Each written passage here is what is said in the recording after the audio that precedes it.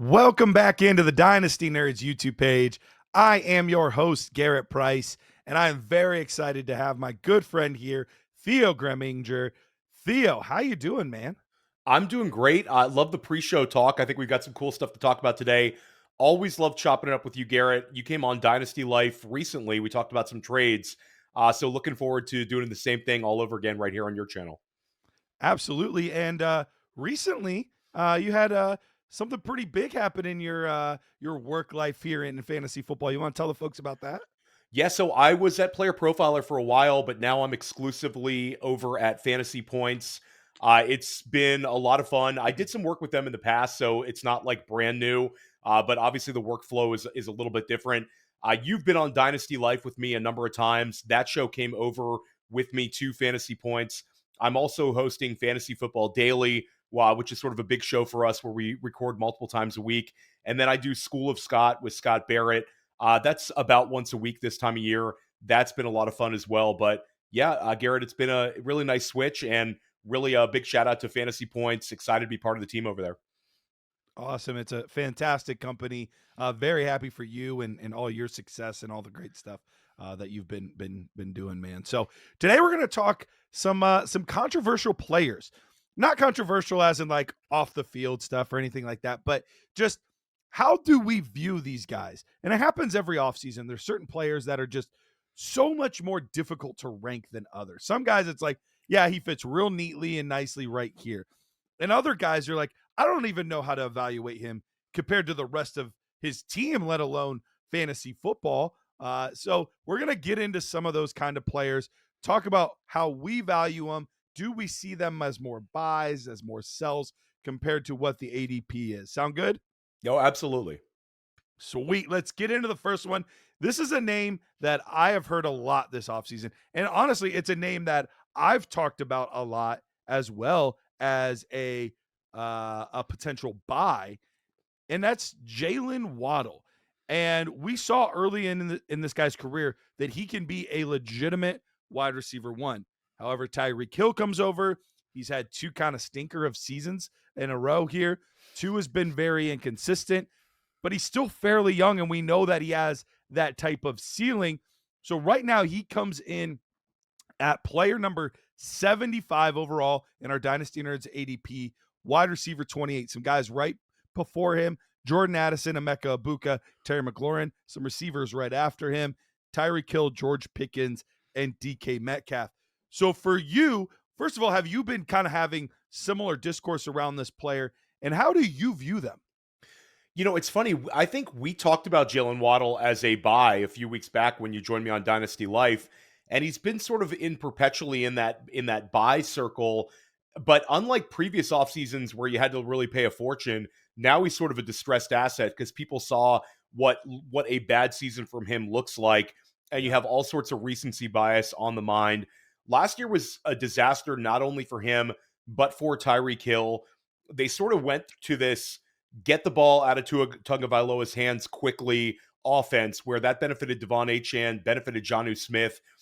Things are going to sort of come back full circle this season. I think when you get into rational coaching, you look at what really worked for you in 2022, what worked for you in 2023.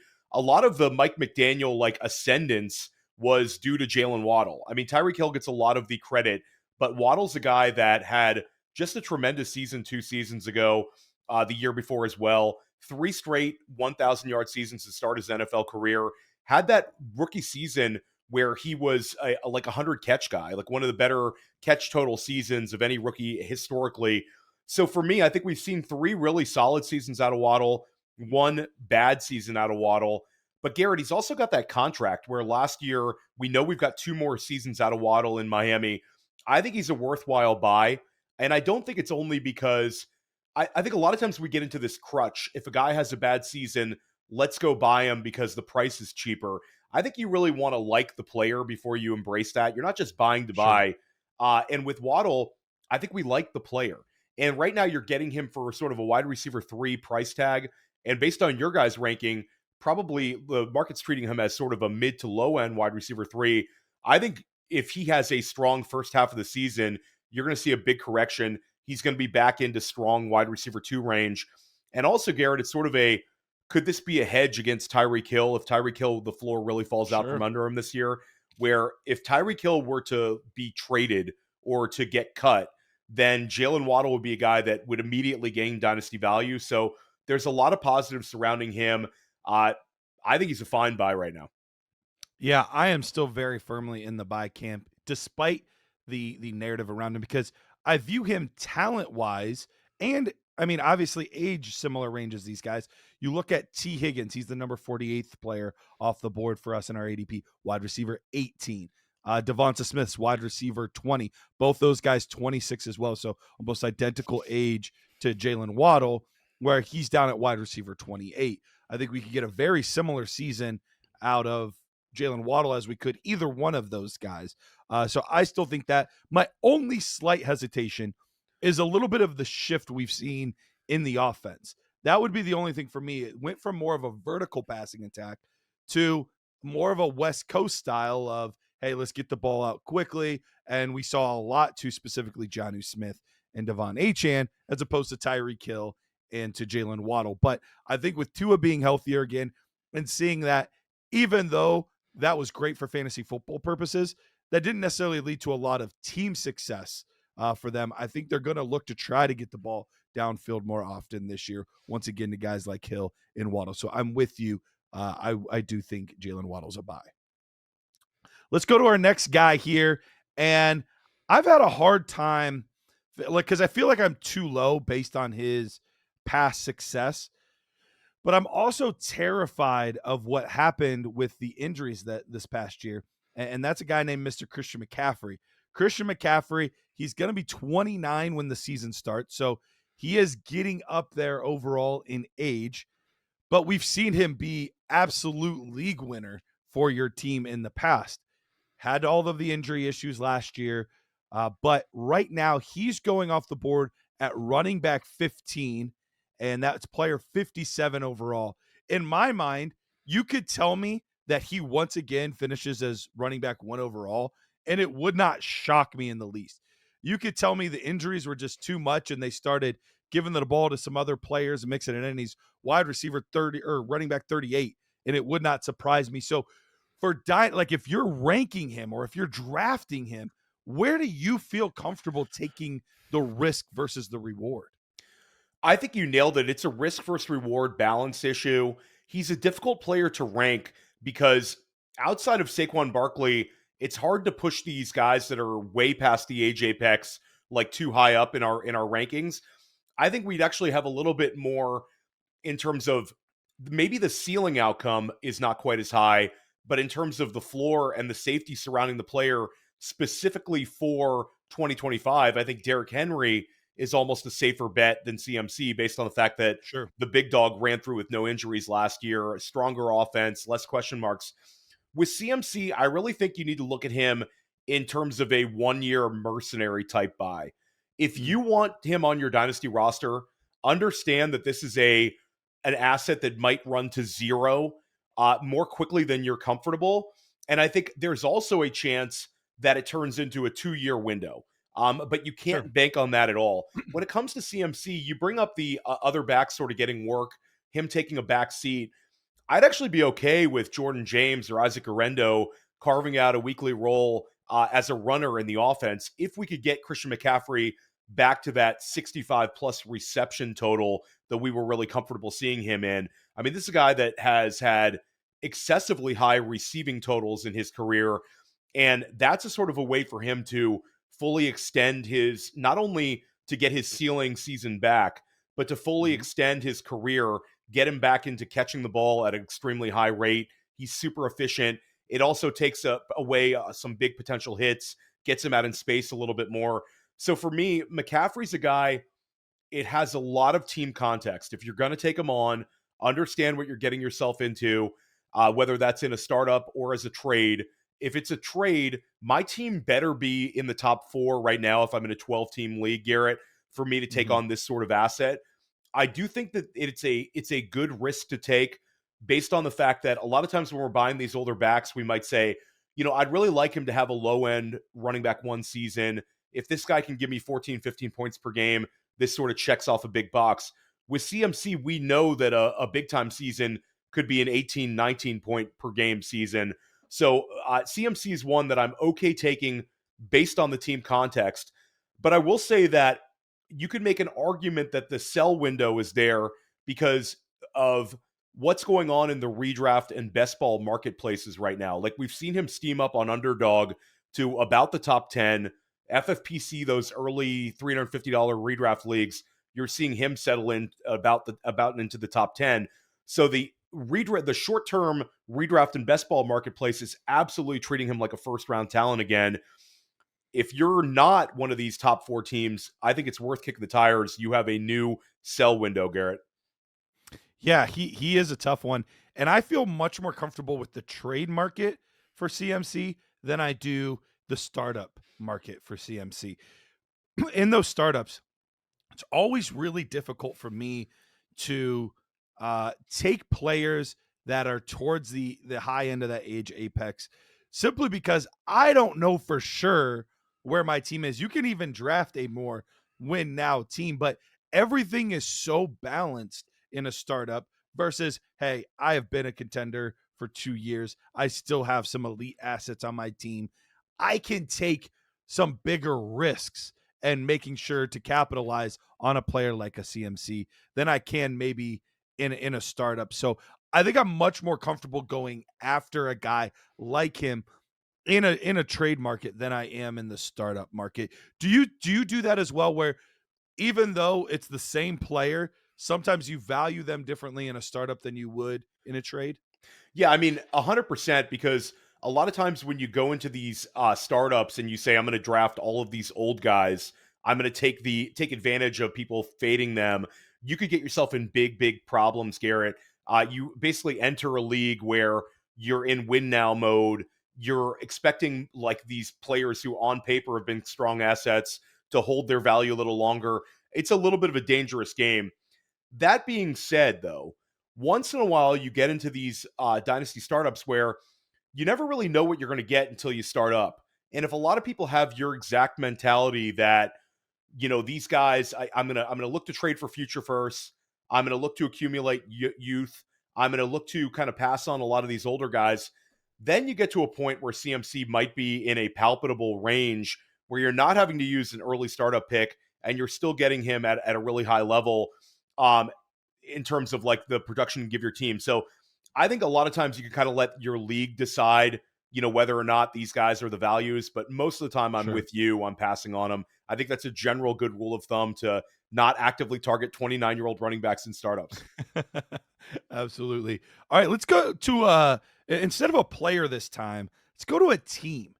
And let's look at the Green Bay Packers, because the Green Bay Packers, specifically the pass catchers, are really tricky to figure out where to rank.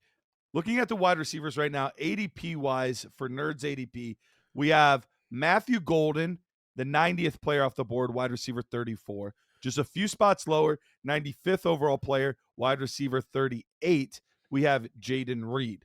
Then if you go down, we have Romeo Dobbs, wide receiver 67, player 175 overall. And then we don't even have in our top 77 receivers, we don't have Wicks or Christian Watson right now inside of the top 77 receivers. So you have a lot of assets there that catch the ball. And then you throw in a Tucker Kraft who has been pretty good for fantasy football, specifically this past season, a seemingly ascending asset.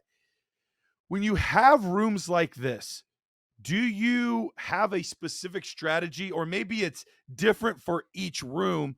Like I remember a few years ago, partly because the price was so cheap on all of them, this would have been CJ Stroud's rookie season, where I just said, hey, I don't know who's going to be a good receiver in Houston.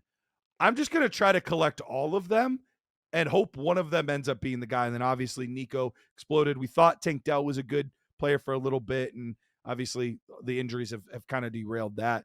Is it a similar situation here, or is it the opposite where it's so convoluted that I would just rather get out completely? Or is there one guy you're targeting? Like there's a lot of routes to go in Green Bay. For me, the guy that I would be targeting and I'm not afraid to have access to is Matthew Golden, because Okay. Jaden Reed's a guy that I think we know is a talented player. He has 17 touchdowns in 2 seasons as a pro, but role wise, Green Bay just doesn't view him as an every down player and a guy that we can bank on for predictable weekly usage.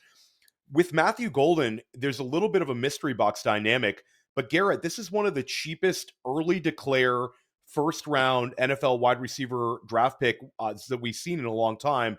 I think the market went into the NFL draft wanting to dislike Matthew Golden. There was a lot of, this guy's just a speed merchant. People were whispering names like Henry Ruggs in the process. It's almost like he did more damage to his profile by running a sub 4.340 at the NFL Combine than anything. I think if he would have just ran like a 4.34 or 4.35, people would have had a little bit more of an open mind to him. Certainly, we would have liked to have seen more production. But when it comes to Golden, we did see that backloaded production where he was absolutely terrific in the games that mattered the most: the Arizona State game in the college football playoff and the SEC championship game against Georgia. Who knows what would have happened if he played a complete game against Ohio State, exited the game early. So I think a Sure. lot of mysteries with Matthew Golden. And then when we put Matthew Golden into context versus the wide receiver class upcoming in 2026, I think we can agree that he would have been one of the more intriguing players heading into the season. Absolutely. So for Golden, it's almost like you get him a year early, and the market is so beat up on him. Whereas with Reed, with Dubs, with Watson, I know what those guys are, and I know that Mhm. Matthew LaFleur does as well. So Golden was their first wide receiver to be selected in the first round for the Green Bay Packers since like 2002. It's a significant Yeah. investment they made, and you're able to get Matthew Golden in drafts where people are like, should I select Jaden Higgins or Matthew Golden? I mean, at the end of the day, I like Jaden Higgins, but it's a much better bet to bet on the first round talent, early declare, super fast guy in an offense where he has the opportunity to become the wide receiver one. It's one of the only teams he could have been the wide receiver one in, Garrett, but Golden landed extremely well. I think it's more of a situational wide receiver one than, hey, this guy profiles as a wide receiver one. But hey, he's there in Green Bay. This could be his room to lead for like the next 2 years.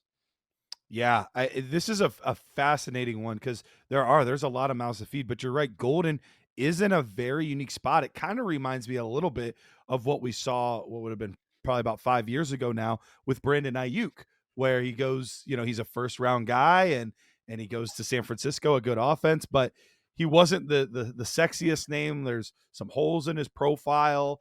And there's Debo Samuel there. So how could he be good? And different things like that. So it reminds me of a very similar situation and guys that have similar type of offenses. So it'll be really intriguing to see what happens with Matthew Golden.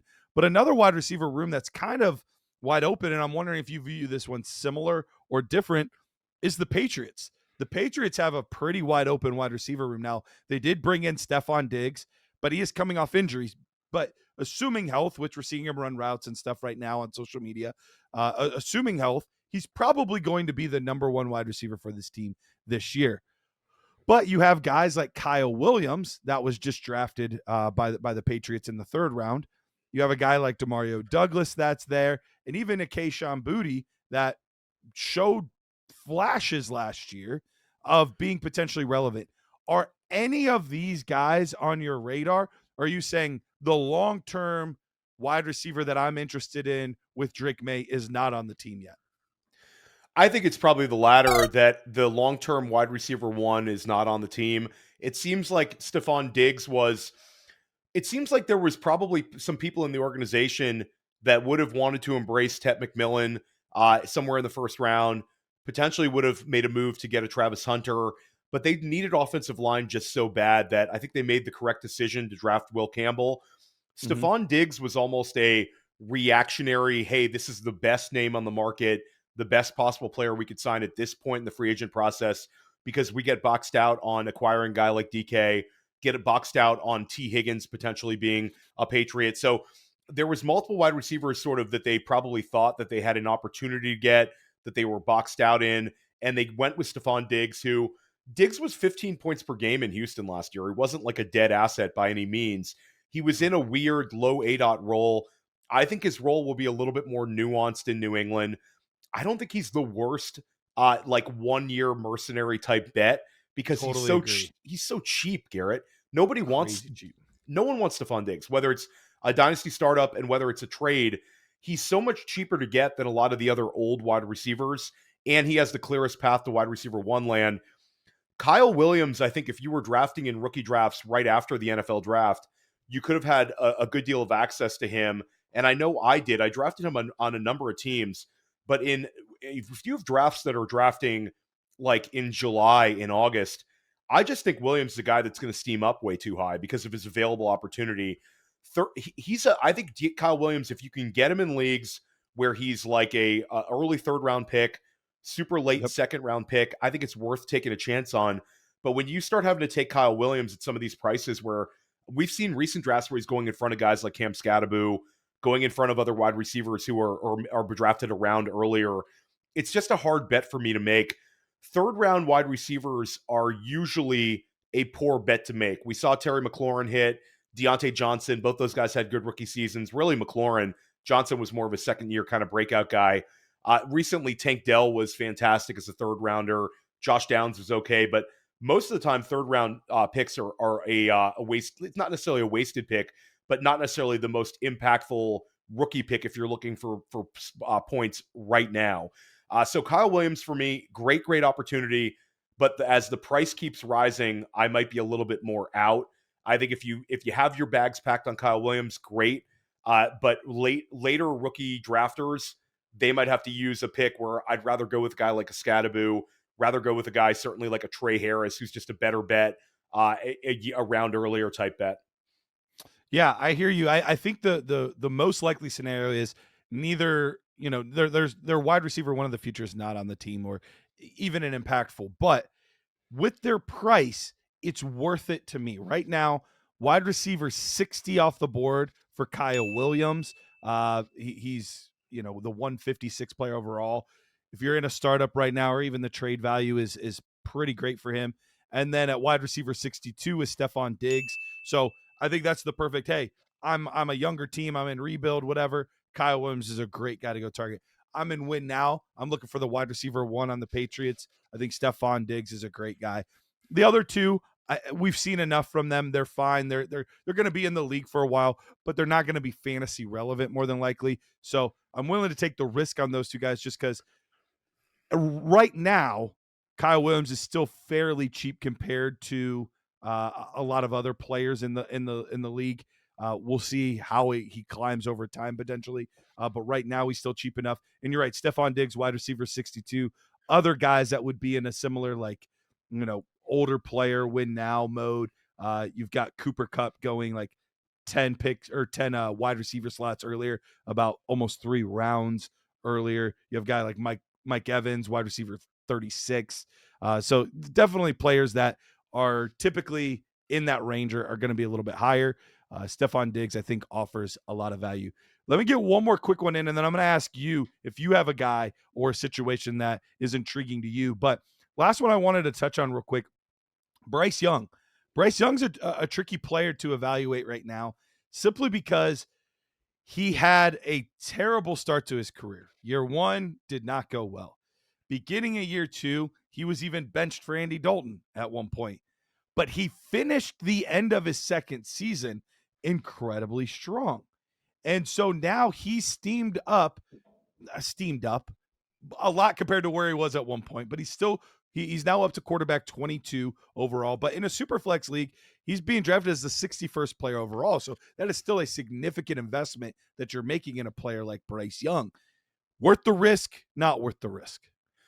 I think he's worth the risk. I think when it comes to Bryce Young, we saw that he started looking very comfortable in this offense over the second half of the season. Such a lost rookie year. The rookie year was just disastrous.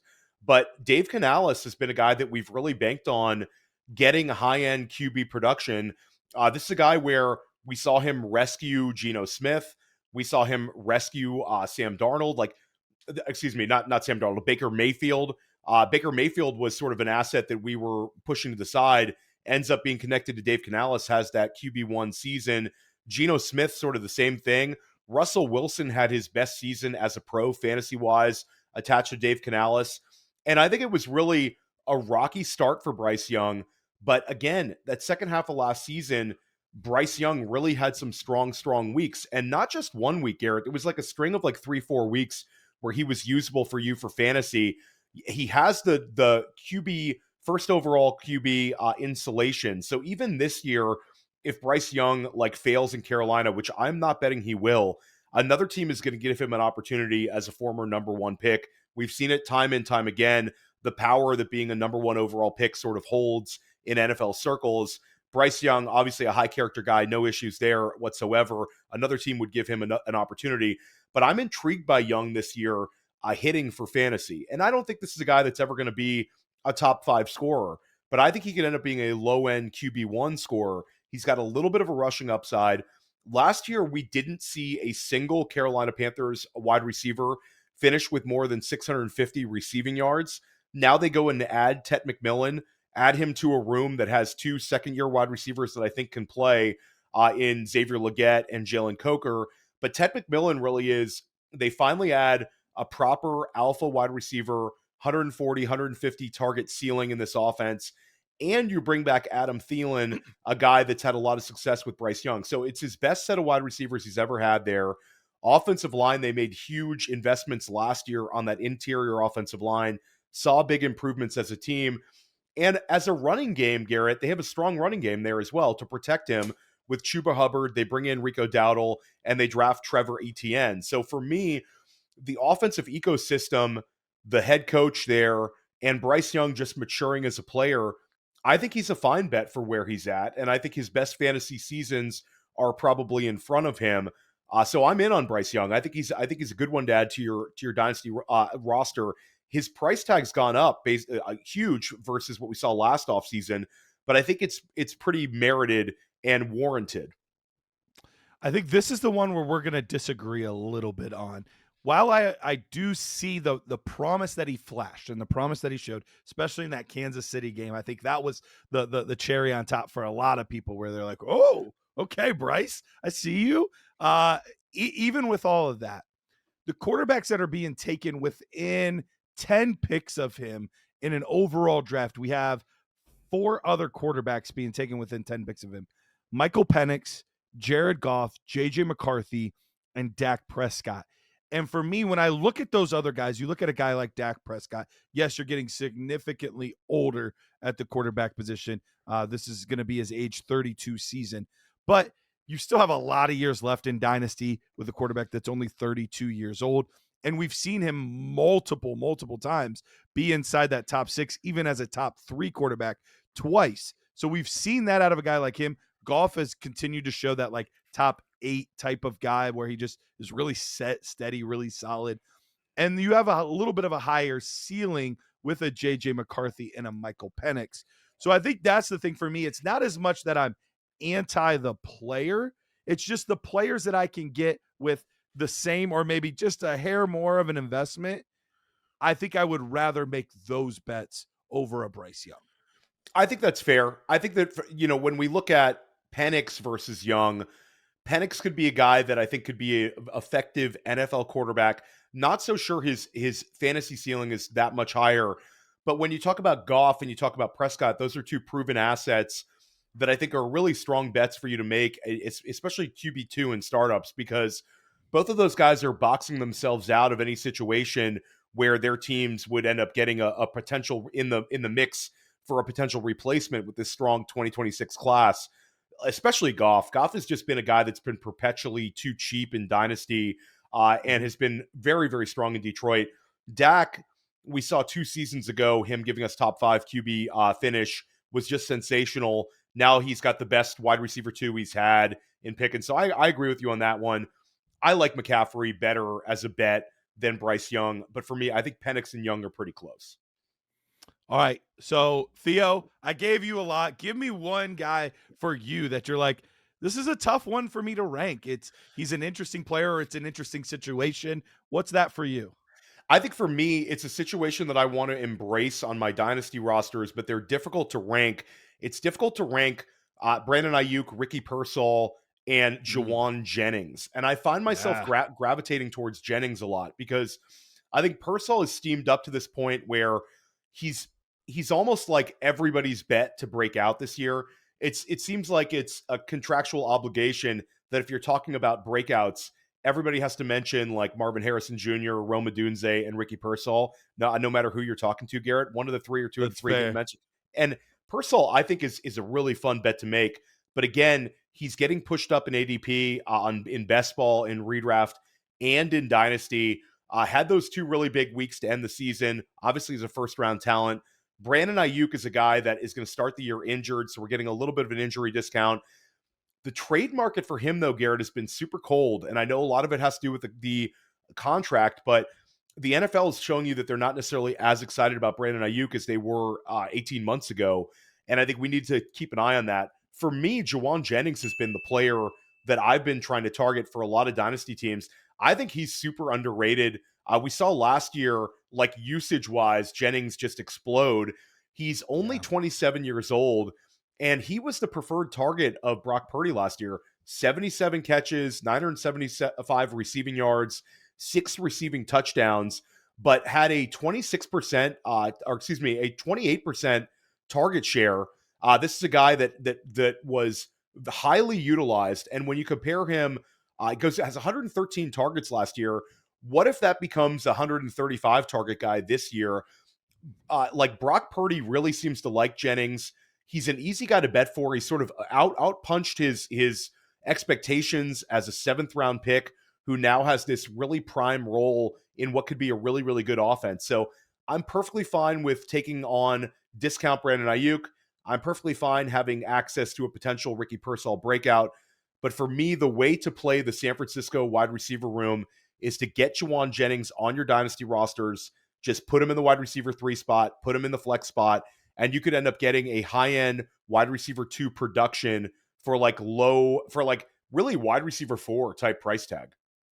Absolutely. You look at the ADP of these players right now. Brandon Ayuk on Nerds ADP, wide receiver 33 off the board, the 86th player overall. Ricky Pearsall, 43, 108 overall, though we expect that to continue to rise as the excitement for the season comes. But Jauan Jennings, wide receiver 57, the 147th player off the board. He is dirt cheap. And Theo, I love this call here. I am 100% with you. The cost is just stupid cheap. Even if he was at Ricky Pearsall prices, wide receiver 43, I would still be all in saying this is a really good value, seeing what he's done with Brock Purdy, and especially what he did when Deebo Samuel was not on the field or when Brandon Ayuk was not on the field. And we don't expect either of them, obviously not Deebo, but we don't expect either of them to be on the field to start the season. So I think there's a chance that this rapport really gets going early on, and he could be one of those. Why did I not take the cheap risk on Jauan Jennings? Like that was just dumb. I should have just taken more Jauan Jennings. So I absolutely love that call. Yeah, and also Garrett, the guy showed you what a spike week looks like last year a couple of times. You know, it's this is not a guy that just sort of dink and dunked his way into almost 1,000 receiving yards. I mean, that had a 46-point week, had a 28-point week to end this towards the end of the season. Really, really a strong player, and I think an underrated one as well. Absolutely. Well, Theo, we went a little longer than I was expecting, but it was such good stuff. We couldn't contain ourselves within a half hour. But Theo, really, really appreciate having you on here. Anything else you want to plug or anything before we get out of here? No, check out our updated Dynasty rankings over at Fantasy Points. Check out Dynasty Life, my Dynasty podcast, Fantasy Football Daily, over anywhere you get your pods, and also at the Fantasy Points YouTube channel. And you can find all of my written work over at Fantasy Points. And I do a couple of articles for The Athletic this summer as well, which should be a lot of fun. A little help with their draft guide as well. So, yeah, obviously a blast, Garrett. And looking forward to having you back on Dynasty Life sometime this summer. Absolutely, man. Well, thank you guys so much for tuning in. Would love to hear your guys' thoughts. What situations, what players are controversial for you, and where do you stand on those guys? Appreciate you guys. We'll see you next time.